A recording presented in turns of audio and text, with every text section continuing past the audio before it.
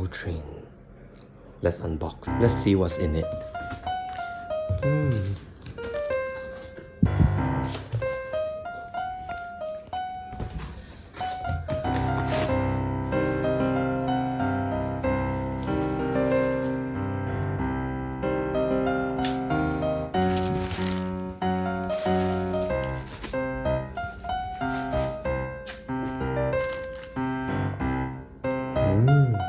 There's the seat.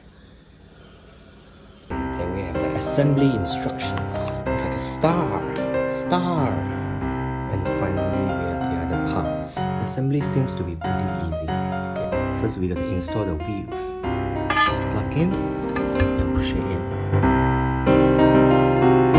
And next we gotta install this part called the gas lift. Okay, just put it like this. Next we gotta remove these 4 screws from the base of the cushion. So there are tools provided. Okay, now 4 screws to remove from here, just like this. I'm gonna place the base of this onto the chair and then put the screws back. Alright, done. That was so easy.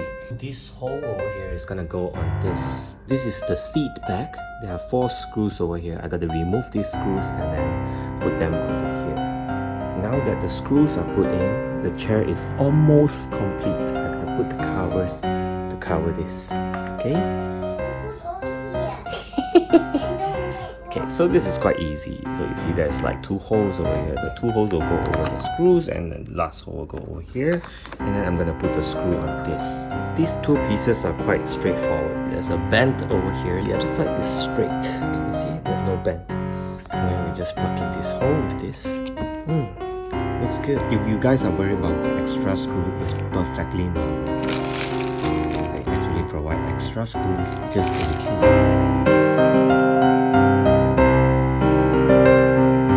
One thing I really like about this chair is actually the color. So this is called Tiffany blue, isn't it? So high class.